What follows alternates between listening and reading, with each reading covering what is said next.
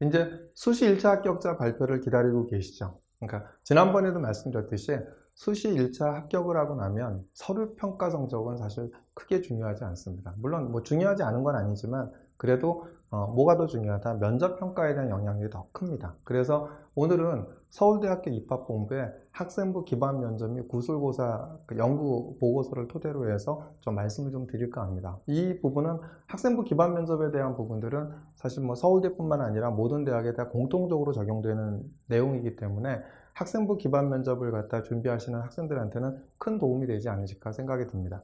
오늘 연구보고서에서는 아주 구체적으로 많은 내용이 나와 있습니다. 그러니까 학생부에 어떤 항목에서 가장 많이 면접이 출제되는지, 그 다음에 면접평가 방향은 무엇인지, 그 다음에 면접의 특징은 무엇이고, 그 다음에 출제를 위해서 굉장히 고민하고 있는 모습은 무엇인지에 대해서 서울대학교 연구보고서에는 아주 자세히 나와 있습니다. 그래서 이런 내용들을 갖다 이렇게 참조하신다고 한다면 학생부 기반 면접을 준비하는 모든 대학의 수험생 여러분들한테는 큰 도움이 되지 않으실까 생각이 듭니다. 그래서 오늘 내용을 참고해서 보시면 내 학생부와 내 자기소개서를 보면은 어떤 방향에서 어떤 식으로 면접이 출제될 것인가를 갖다 대략은 예측할 수 있습니다. 그래서 오늘 동영상을 잘 보시고요. 그래서 이걸 토대로 해서 면접 문항들을 한번 뽑아보시기 바라고 답변도 준비해 보신다고 한다면 좋은 결과가 있지 않을까 생각이 듭니다. 서울대학교 연구보고서의 내용입니다. 학생부 항목에 따른 면접 문항수를 보면은 뭐가 제일 많아요? 수상실적, 진로희망, 자율활동, 동아리활동, 봉사활동, 진로활동, 세분연 및 특기사항, 독서활동, 그 다음에 행동특선 및 종합의견 중에서 학생부 기반 면접에서 가장 많이 출제됐던 항목은 세분연 및 특기사항이었고요. 그 다음이 독서활동 상황이었고, 그 다음에 창체활동, 자율동아리 이렇게 진로활동이었습니다. 그래서 가장 의미 있게 보는 것이 세분연 및 특기사항과 독서활동이라는 부분들에 대해서 한번 눈여겨볼 필요가 있겠죠. 그 다음에 그런데 이제 평가하는 항목은 뭐냐? 그래서 평가하는 항목은 크게 세 가지입니다. 하나는 학업 역량에 대한 평가를 했고요. 두 번째는 학업 태도를 갖다 확인하는 평가를 했고요. 그 다음에는 개인적 확인소란, 이게 세 번째였습니다. 아무래도 이제 절대적으로 높은 것이 학업 역량을 확인하고 학업 역량을 평가하는 문항수가 제일 많았죠. 자, 그렇다고 한다. 학업 역량이란 무엇이냐? 대학교는 이렇게 이제 정의를 하고 있죠. 학업 역량이란 얼마나 많이 알고 있는 것인가에 관한 것이다. 그러니까 얼마나 많이 알고 있냐. 그래서 학업 역량을 갖다 학생들이나 학부모님들은 교과 성적으로만 인식하고 있는데 역량 중 하나일 뿐이다. 교과 성적은. 그러면서 뭐라 그랬죠? 너 무슨 과목 공부했는데? 제가 계속 말씀을 드렸죠. 가장 중요한 것은 학생부 종합전형에서 가장 중요한 것은 활동이 아니라 학습이다. 그 학습 중에서 가장 중요한 것은 바로 뭐다? 고급 수학이라든지 고급 과학이라든지 이런 심화된 과목을 공부한 거. 그래서 이런 이수 과목에 대한 부분들이 가장 중요하다. 그래서 이수 과목을 뭘 공부를 했니? 이게 중요한 거고, 그 다음에 성적 추이와 변화도 평가를 한다. 그 다음에 학업 관련 수상. 이제 학업 관련 수상은 아무래도 이제 금년도부터는 교내 사항이 하나밖에 안 들어가기 때문에 아무래도 비중이 낮아질 수밖에 없겠죠. 근데 학업 관련 교내 활동, 심화학습 경험, 독서 활동을 포함한 개념이다. 이렇게 얘기를 했죠. 그러니까 얼마나 심화된 과목을 공부했고, 그걸 통해서 얼마나 성적이 상승하고 있고, 그 다음에 상위권을 유지하고 있고, 그죠? 뿐만 아니라 그걸 토대로 해서 얼마나 다양한 탐구 활동에 내가 심화된 학습한 걸 바탕으로 이런 탐구 활동을 통해서 탐구 역량도 키웠는지, 이걸 갖다 종합적으로 보는 것이 바로 뭐라고 했냐면 학업 역량이라고 했죠. 그럼 학업 태도란 무엇이냐? 학업 태도란 현재 학업 역량을 갖기 위해 어떻게 노력했는가에 관한 것이다. 학업 태도란 것은 너 현재 학업 역량을 갖기 위해서 어떤 노력을 했는데 이걸 보고자 하는 것이 바로 이제 학업 태도라는 거죠. 그래서 가장 중요하게 평가하는 것은 학생의 내적인 학업 동기와 의지다. 그래서 계속 제가 말씀했지만 학생부 종합전형 면접뿐만 아니라 학생부에도 뭘 나타내야 된다? 이걸 왜 하게 되었는지. 서울대학교나 다른 대학들이 굉장히 의미 있게 보게 되는 것이 바로 Y라는 개념이에요. 이 활동을 왜 하게 되었는지. 이걸 갖다 학생부에도 나타내야 되고 면접에서도 이런 동기에 대한 부분들을 갖다 구체적으로 물어본다는 거죠. 그러니까 동기와 의지가 가장 이 학생들의 학업 태도에 나타나기에 가장 명확한 요소, 뒷부분에도 나올 겁니다. 그래서 이런 동기에 대한 부분들을 갖다 면접에서도 가장 의미 있게 얘기를 해야 된다. 이렇게 보시면 될 것 같죠. 그래서 학생이 무언가에 관심이 생기면 알고 싶어 하고 한 가지를 알게 되면 추가로 알고 싶게 된 일련의 과정이 중요하다. 이걸 왜 하게 되었는데? 이걸 하게 되어서 그 다음에 알게 되면 추가로 알게 듣고 싶게 된 일련의 과정이 중요하다. 이게 바로 이제 학업 태도라는 거죠. 세 번째, 개인적 소양이란 뭐다? 학생의 인성을 평가하는 영역이다. 특정 경험의 유무나 활동의 양으로 판단하지 않는다. 봉사활동이라면 봉사 시간의 양이 아닌 활동 내용과 지속성, 학생에게 미친 영향을 중심으로 평가한다. 그렇기 때문에 학생들은 시간만 많으면 좋다고 생각하는데 그렇진 않죠. 그냥 꾸준하게 유지했던 봉사 이런 게 중요하겠죠. 그런데 사실 이제 올해 같은 경우에 개인적 소양이나 이런 봉사활동에 대한 것들은 아무래도 코로나로 인해서 제한적이기 때문에 이런 부분들을 좀 덜 신경 쓰지 않으셔도 되지 않을까 생각이 듭니다. 아무튼 이 학생부 기반 면접 평가하는 항목은 이렇게 학업 역량과 학업 태도와 개인적 소양이다. 이렇게 보시면 될 것 같고요. 그럼 면접 문항의 특징은 뭐냐? 서울대학교 면접 문항의 특징을 보면 학생부 기반 면접에는 답이 없다. 이렇게 해서 정의를 하고 있죠. 그래서 하지만 학생부 기반 면접 문항의 평가 의도는 지역적이고 구체적인 내용을 확인하는 수준에서 그치지 않는다. 그죠? 너 이거 알고 있니? 이걸 묻는 게 아니라는 거죠. 예를 들어 중력파가 무엇인지 말해보세요라는 질문을 했을 때 중력파의 사전적 의미만을 대답한다면 좋은 평가를 받을 수 없다. 서울대학교 이렇게 얘기하고 있죠. 어떻게 얘기하는가? 아인슈타인이 정의한 중력의 개념부터 최근 중력파 검출에 성공한 사례까지 포괄적인 범주를 논리적으로 설명하면 설명할수록 상대적으로 더 높은 점수를 받을 수 있을 것이다. 이 학생이 중력파에 대한 부분들이 교과에서 배운 중력파에 대한 관심으로 내가 뭐 사이언스 데일리라든지 과학저널이라든지 이런 통해서 중력파에 관련된 기사들을 찾아 읽고 여기서 호기심이 생겨서 관련된 도서도 읽고 관련된 논문을 읽으면서 중력파에 대해서 포괄적으로 깊게 학습을 했다고 한다면 이런 부분들이 학생들이 학업 역량이나 학업 태도에 있어서 가장 높은 평가를 받는다는 거죠. 그래서 사전적 의미만을 갖다 답변하는 이렇게 면접 방향은 면접 방법은 지양을 해야 되고 이 중력파에 대한 포괄적인 개념을 갖다 이렇게 내가 공부한 과정에 대해서 구체적으로 설명하는 것이 면접 평가에서 좋은 평가를 받는다는 걸 꼭 명심하시기 바랍니다. 자, 근데 이제 그러면서 서울대학교는 학생부 기반 면접 출제 관련 유의점에 대해서도 이런 연구보고서에서 안내를 하고 있죠. 기술적 측면 뭐라고 했냐면 출제 근거 반드시 학생부와 자소서를 기반으로 출제한다. 그래서 학생부에 없는 걸 갖다 출제하지는 않겠다라는 거죠. 그러면서 특정 정당, 종교, 인물, 기관, 남녀 역할, 장애, 직업 등에 대한 개인적인 편견이 드러나지 않는 문항을 출제한다. 사실, 개념, 용어, 이론 등은 객관적이고 정확하게 사용한다. 하나의 기본 질문에 여러 개의 추가 질문으로 구성이 가능하다. 영어 구사 능력을 파악하기 위한 질문도 구성한다.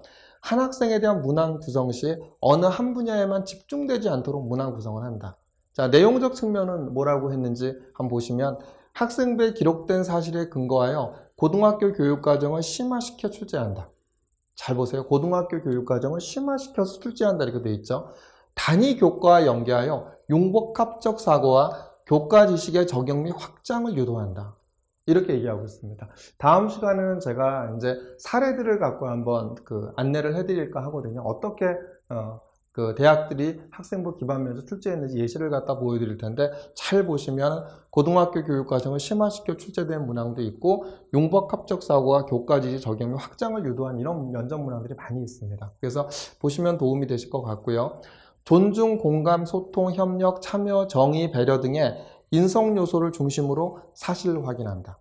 수학의 개념과 수학사를 일상생활에 적용할 수 있는 능력을 평가하는 문항도 출제하고 개별 독서 및 연계 독서에 대한 사실을 확인한다. 이제 이런 얘기들을 하고 있죠. 자, 출제를 위한 조언. 여기서 연구보고서에 나와 있는 내용입니다. 학생부에 여러 번 나온 내용을 확인한다. 이 학생이 학생부에 여러 번 나왔다라는 이야기는 뭐였죠? 그만큼 이 학생이 그 분야에 대해서 관심이 많았다라는 거죠. 그래서 학생부에 여러 번 나온 내용을 반드시 확인을 하겠다. 이런 얘기인 거죠. 이 학생의 관심사가 무엇이었는지 이걸 보겠다는 얘기고요. 질문의 수를 고려하여 소수의 의미 있는 질문을 만드는 것이 좋다.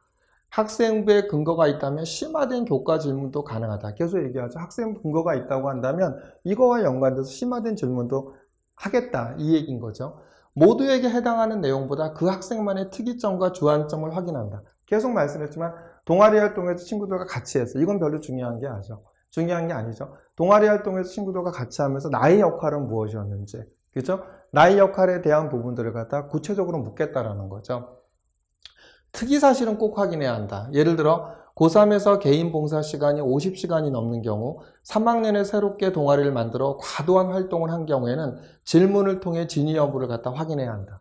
이런 얘기하죠. 그러니까 3학년 때 이제 봉사활동을 많이 한다든가 3학년 때 뭐 새로운 뭐 동아리 활동을 하는 건 상관이 없죠. 근데 과도하게 많이 했어. 1, 2학년 때는 부족한데 아무래도 3학년 때 수시를 위해서 그렇게 하는 경우가 있죠. 이렇다 하더라도 그 진위 여부를 갖다 확인하는 질문을 한다. 이렇게 그 이제 대학들의 연구 보고서에서 얘기하고 있기 때문에 이런 평가 방향에 대한 부분들을 한번 잘 생각해서 내가 나의 학생부의 방향이 어떻게 되어 있고 자소서가 어떻게 구성이 되어 있는지 그렇게 이걸 보시면 오늘 말씀드린 내용들을 보시면은 대략 면접 문항이 어디에서 출제가 될 거고 어떤 방향으로 출제가 될 수 있는지를 갖다 예측하실 수 있지 않을까 이렇게 생각이 듭니다.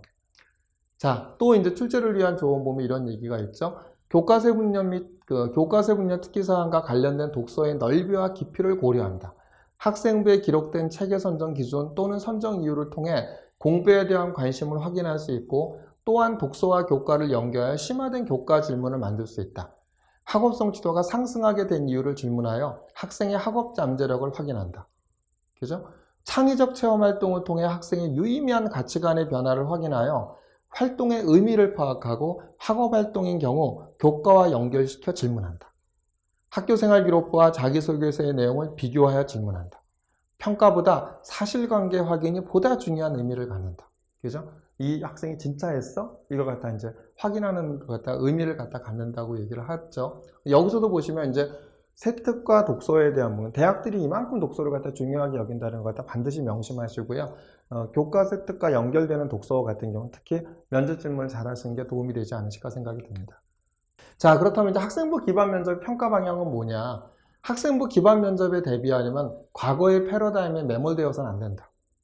뭐라고 하죠? 각종 선다형 문항 형태의 시험에서 좋은 성적을 거두는 것만이 우수한 학생을 선별하는 척도라는 생각에서 벗어나야 한다. 근데 아직까지도 많은 학생들은 나 내신이 얼마니까 내신이 이렇게 좋으니까 난 합격하지 않겠어 이런 생각들을 하는데 그렇지 않다라는 거죠. 이화여대가 발표한 자료들을 본다 하더라도 사실 면접에서 그 서류평가에 통과한 학생들 중에 그 1배수 안에 드는 학생들 중에 3분의 1만이 합격을 했고 3분의 2는 떨어졌죠.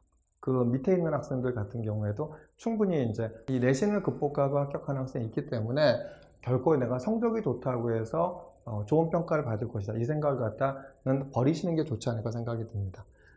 되게 중요한 의미가 이제 마지막에 얘기를 하고 있죠.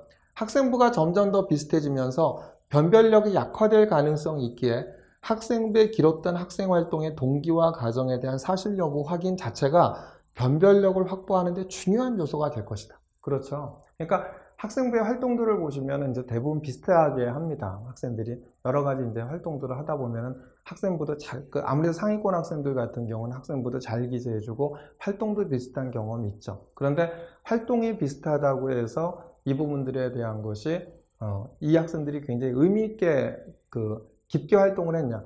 그거는 대학들은 그렇게 평가를 하지 않죠. 왜냐하면 이것이 어디에서 만들어진 활동이냐 아니면 자기가 스스로 정말 관심이 있어서 의미 있게 하는 활동이냐를 갖다 보죠. 그래서 중요하게 여기는 것이 바로 뭐냐면 동기다. 이걸 갖다 왜 하게 되었는지 그리고 과정, 동기와 과정의 우수성을 갖다 비교해서 똑같은 활동, 아무래도 학생부에서는 내가 뭐 전염병 확산 모델에 대한 활동을 해서 이런 학생들은 되게 많겠죠. 그런데 전염병 확산 모델을 했다라는 결과치만 나와 있는 학생부를 갖다 그 학생부를 보고 우수성을 판단하기보다는 뭐냐면 이 학생이 이 전염병 확산 모델을 갖다 왜 하게 되었는지 하면서 과정에 대한 우수성들은 얼마나 이 학생들이 이걸 갖다 이 전염병 확산 모델에서 학습하기 위해서 탐구하기 위해서 어떤 노력을 했는지 구체적으로 참조했던 어떤 학습 자료들은 무엇이고 이걸 통해서 또 어려웠던 점은 무엇이었고 이런 어려웠던 점을 극복하기 위해서 어떤 노력을 했는지를 보면 이 학생의 진정성 여부와 더불어서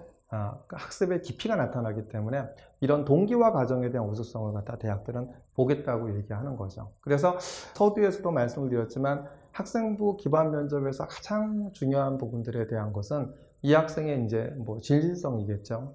진실성뿐만 아니라 이 학생이 어떤 동기와 어떤 과정을 통해서 이걸 하게 되었고 얼마나 깊이 있게 공부를 했냐. 그래서 이런 학업 태도를 통해서 얼마만큼의 학업 역량을 갖췄느냐가 바로 이제 학생부 기반 면접에서 성공하는 지름길이 아닌가 생각이 듭니다.